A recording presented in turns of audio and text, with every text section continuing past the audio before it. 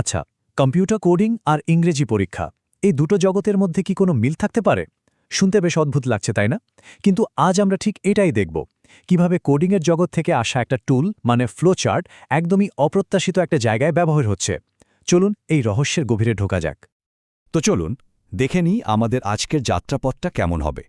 আমরা শুরু করব কম্পিউটারের জন্য নির্দেশনা লেখার চ্যালেঞ্জ দিয়ে, তারপর দেখব অ্যালগোরিদম আর ফ্লোচার্ট কিভাবে সেই সমস্যার সমাধান করে। আর সবশেষে আমরা সেই চমকপ্রদ জায়গায় পৌঁছাব যেখানে এই আইডিয়াটাই ব্যবহার হচ্ছে ইংরেজি ভাষার দক্ষতা যাচাই করার জন্য। তো আমাদের প্রথম ধাপ কম্পিউটারের জন্য নির্দেশনা। দেখুন, যে কোনো প্রযুক্তির পেছনেই কিন্তু থাকে মানুষের দেয়া কমান্ড বা নির্দেশনা। কিন্তু সেই নির্দেশনা যদি এক চুলো এদিক ওদিক হয় তাহলে কি হতে পারে? ঠিক এখানেই আমাদের গল্পের শুরু, নিখুঁতভাবে স্পষ্ট হওয়ার চ্যালেঞ্জ।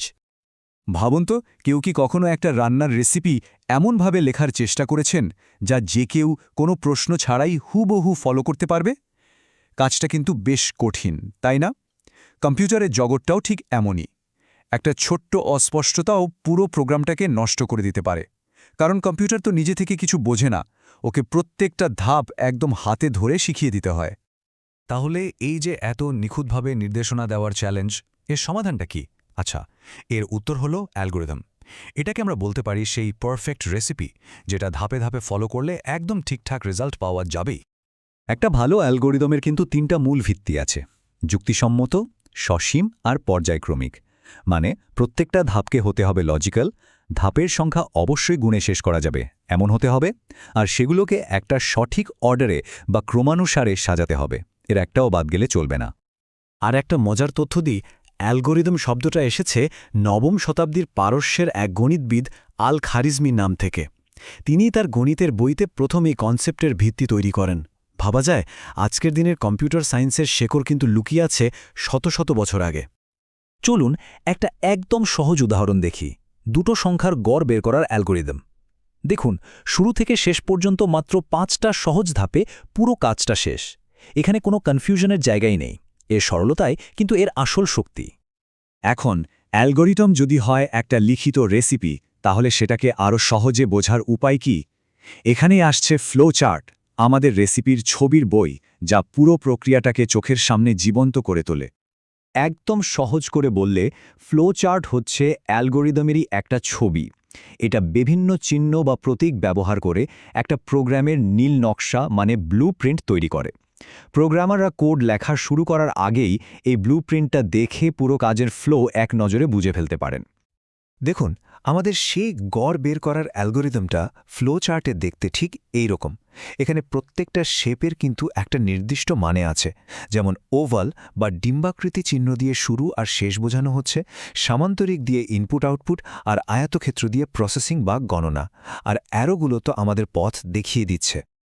আর এখন আমাদের গল্পে ঠিক সেই মোড় যেখানে পুরো ব্যাপারটা একদম অন্যদিকে ঘুরে যাবে। ফ্লোচার্টের এই ধারণাটা কম্পিউটার জগৎ থেকে বেরিয়ে সম্পূর্ণ ভিন্ন একটা ক্ষেত্রে কিভাবে ব্যবহার হচ্ছে, চলুন প্রোগ্রামিং লজিকের দুনিয়া থেকে এবার আমরা বোধগম্যতার জগতে পা রাখি। এত কিছু দেখার পর মনে হওয়াটা স্বাভাবিক যে ফ্লোচার্ট তো কেবল কম্পিউটার প্রোগ্রামারদেরই একটা টুল, তাই না? তাদের কাজকে সহজ করার একটা মাধ্যম। কিন্তু আসলেই কি এর ব্যবহার এখানেই শেষ? কিন্তু উত্তরটা হল না। শুনতে যতটা অবাক লাগুক, বাংলাদেশে কিন্তু উচ্চ মাধ্যমিকের ইংরেজি প্রথম পত্রের পরীক্ষায় ছাত্রছাত্রীদের ফ্লোচার্ট তৈরি করতে হয়। তবে এখানে উদ্দেশ্য কোডিং শেখানো নয়। উদ্দেশ্য হল একটা প্যাসেজ পড়ে তার মূল ধারণাগুলো তারা কতটা গুছিয়ে প্রকাশ করতে পারছে সেটা যাচাই করা। কিন্তু এই পরীক্ষার ফ্লোচার্ট আর প্রোগ্রামিং ফ্লোচার্ট কিন্তু এক জিনিস না। এর আছে নিজস্ব কিছু অদ্ভুত নিয়মকানুন, নিজস্ব একটা ব্যাকরণ যেটা সফল হওয়ার জন্য মানতেই হবে। চলুন সেই নিয়মগুলো কি কি একটু দেখে নেওয়া যাক। নিয়মগুলো শুনলে একটু অদ্ভুতই লাগতে পারে। যেমন মোট 6টা বক্স আঁকতে হবে, যার প্রথমটা প্রশ্নে দেয়াই থাকে। বাকি 5টা শিক্ষার্থীকে পূরণ করতে হয়। সব বক্সের আকার এক হতে হবে, বক্সের মাঝে অ্যারো চিহ্ন দিতেই হবে, আর কোনো বাক্যের শেষে ফুলস্টপ দেয়া যাবে না। তবে আসল এবং সবচেয়ে কঠিন নিয়মটা হল এটা। প্রথম বক্সে যে ধরনের ভার্ব ফর্ম ব্যবহার করা হয়েছে, ধরুন পাস্ট টেন্স বা ভিআইএনজি ফর্ম, বাকি সবগুলো বক্সেও ঠিক একই ফর্ম বজায় রাখতে হবে। এই ধারাবাহিকতাটা ধরে রাখাই হল শিক্ষার্থীর ভাষাগত দক্ষতা আর বোধগম্যতার আসল পরীক্ষা। সাধারণত এই 6টা ভার্ব প্যাটার্নের মধ্যেই কোনো একটা প্রশ্নে দেয়া থাকে। যেমন ধরুন, প্রথম বক্সে যদি থাকে বাই ফাইটিং ফর ফ্রিডম, তাহলে পরের প্রত্যেকটা বক্সেই বাই প্লাস ভার্ব আইএনজি এই প্যাটার্নটা খুব কঠোরভাবে ফলো করতে হবে। একটু ভুল হলেই নম্বর কাটা। চলুন নিজেকে একজন পরীক্ষার্থী হিসেবে ভাবি। ধরুন নেলসন ম্যান্ডেলার উপর একটা প্যাসেজ দেওয়া হয়েছে, আর প্রথম বক্সে লেখা আছে ফট ফর ফ্রিডম। এটা হলো ভার্বের পাস্ট টেন্স বা V2 ফর্ম। এখন শিক্ষার্থীর কাজ হলো প্যাসেজ থেকে ম্যান্ডেলার আরও 5টা কাজ খুঁজে বের করা এবং সেগুলোর ভার্বকেও V2 ফর্মে বদলে নিয়ে বাকি বক্সগুলোতে লিখে ফেলা। তাহলে আমরা কোথায় এসে দাঁড়ালাম?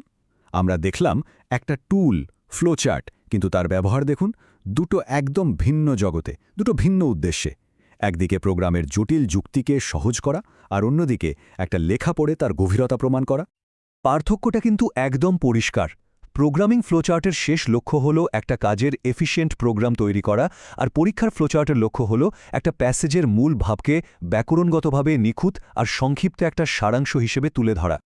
আসলে এখান থেকে আমাদের মূল শিক্ষাটা হলো যে কোনো জটিল তথ্যকে ভেঙে ছোট ছোট দৃশ্যমান ধাপে সাজিয়ে ফেলার ক্ষমতাটা একটা অসাধারণ শক্তিশালী স্কিল।